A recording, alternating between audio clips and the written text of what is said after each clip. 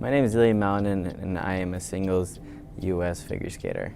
A pretty good singles figure skater. Just a little bit. Ranked number one. Maybe. We'll see. For a couple of years now. For a couple of years. Not too long, you know.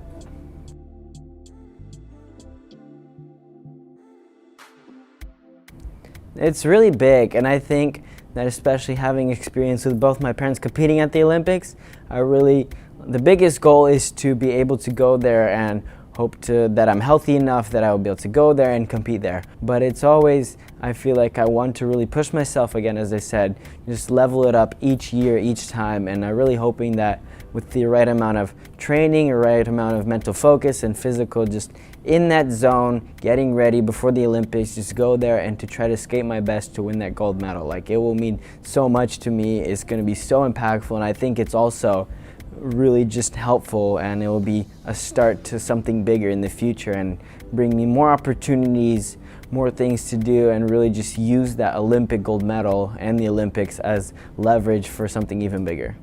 I feel like it's very important in terms of, we'll call it my status in the skating world, and how I am proud to be representing the Team USA and all the US athletes in any sport. I really feel a part of that Team USA community, and we all come together to share all of our experiences in different sports, whether it be Summer Olympics, Winter Olympics, or even sports that are not even in any of the Olympics or competitions. I feel like we're all just a team of athletes who represent Team USA, and it's just such an honor to be one of those amazing athletes.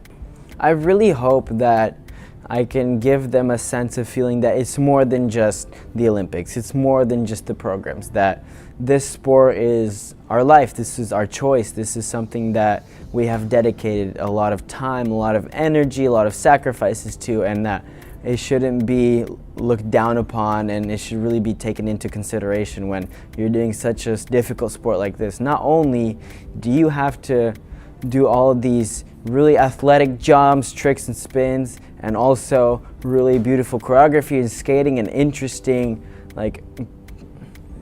skating styles, but also you have to make it look so easy and so effortless, and be like, oh, you have to make it look like I do this easily on a daily.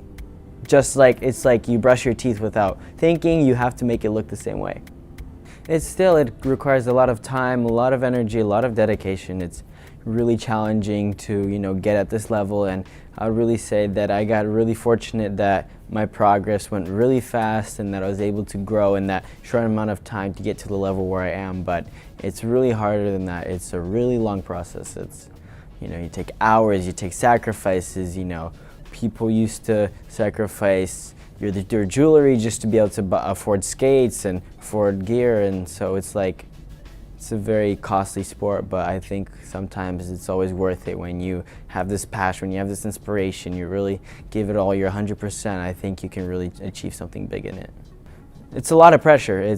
Don't get me wrong. Some people use the pressure to embrace it, and they really are able to use that as motivation, which I think that's something that I do really well. But also a lot of people, the pressure really gets to them. It messes them up, and it really messes with their mental capabilities. So I think it comes down to the person, and you always want to learn it with experience. The more you do it, the more comfortable it gets, and you start to understand what pressure does to you, and then how you can manage that and what you need to do to kind of either push it aside or to kind of use it to your advantage. So it really, again, it depends on the personality, and just coming with experience. It was pretty tricky because both my parents, they're my coaches, and they've both been to an Olympics as figure skaters, and they always had to bring me to the rink because they were there from 6 a.m. to 6 p.m. every day, and it's kind of more like I was hanging around the rink, and I wanted to I just said one day, oh, I want to try to skate, I want to see how it is. And they were actually really against that. They didn't really want me to go into figure skating. They hoped that I would kind of try to pick another sport or another hobby, but really enjoyed skating, and from there it was kind of more like recreational, just for fun as a hobby. Just skate for a few years, and every year it'd always be something different, like, oh, I want to skate a few more hours, I want to skate a few more days, or then another year it was like, oh, I want to start competing and performing in front of a crowd. And then it got to a point where it was pretty serious, and I was like, oh, I want to do this more serious and professionally. It is a nickname that I embrace, and sometimes it does help me get through, a competition. Is like, yes, like you are skating and there's a lot of people watching, but you are the quad god, and sometimes that helps me just like focus and gives me like a standard to live up to, and really helps me kind of push myself a little to kind of stay at that level. The actual trick itself is called a butterfly twist, or B twist for short, and I guess there's a move in skating called a butterfly, and you add a twist into it. It's called a butterfly twist, and it's a pretty common trick that's off the ice, done in like parkour, like tricking and kind of doing flips and stuff like that. So on the ice, people have done it before. I know a lot of skaters and a lot of people who have done it in competition before on the ice, but I think that it's the fact that it hasn't been out there for so long is just why I decided to put it out there, because no one is doing it at this time.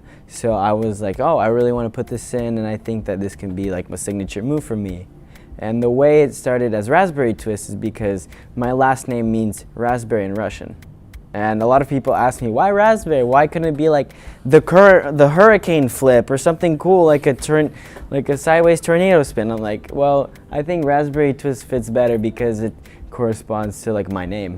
I think at first when I started really getting more serious, and I would even say if it was 2-3 years ago, I was not necessarily thinking about changing the sport, revolutionizing. I was really thinking about just trying to be the best skater I can be, and it was more of just have this small goal of trying to be successful and what like my eyes would see that. But as years went on, and now starting last year and this year, I have a really different approach to it. I really want to try to maximize the just amount that I can revolutionize the sport and really take this to its next level. I really want to, how far I want to take this sport, I really want it to reach another level of just being able to bring back the popularity of skating how it was decades ago. Like, that was just really insane, knowing that all the stadiums were filled and they were sold out with just anything at competition shows. Every news broadcast was showing figure skating all the time, and people were so entertained, and I feel like that's something that we're missing a lot, and that's a little bit of why the sport is looked down upon, is they don't realize how hard it is, and I really want to try to bring that back. Usually off the ice, it's more, for me it varies different in different skaters, different athletes, what helps them, but I usually use off ice to kind of take like the VOD review, just to look at a competition and kind of try to find some things that I can work on, or a few mistakes that I need to fix, or even just parts of a performance that I need to kind of change or make more comfortable. So it's all just, that's kind of the biggest thing that I do off ice, is kind of just review and then trying to take all those small minor mistakes and try to fix them out so everything's kind of level and I can be at my maximum potential.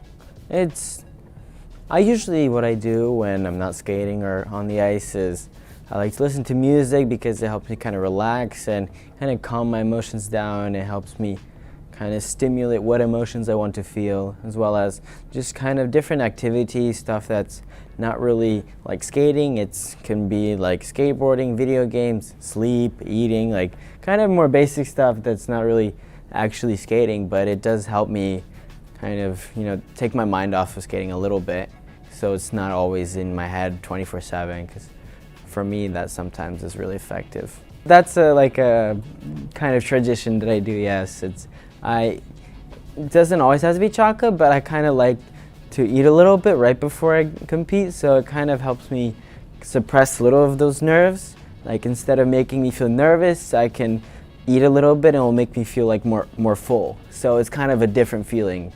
I prefer to eat Hershey's milk chocolate before I skate, and I feel like I've always had this thing since I competed, since I did everything, and usually most of the time when I've had a Hershey's chocolate, I've always had a pretty successful and pretty happy performance. So it kind of has a little coincidence there, but usually also when I'm doing that, the music I like to listen to is pretty random at times. It really just depends how I'm feeling in that mood.